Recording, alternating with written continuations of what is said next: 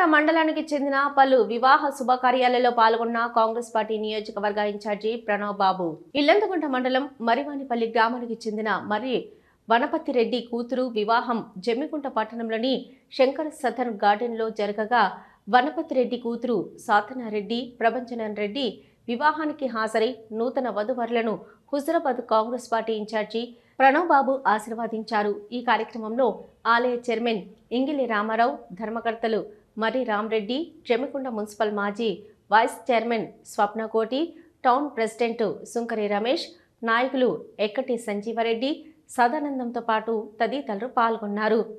Municipal పరిధిలోని Kothapalli Sai Maheshwara function హాల్లో ఎరపాటి లలిత నాగేశ్వరరావు కుమారుడు భరత్ కుమార్ సౌమ్యల వివాహానికి హాజరై నూతన వధువరులను ఆశీర్వదించారు.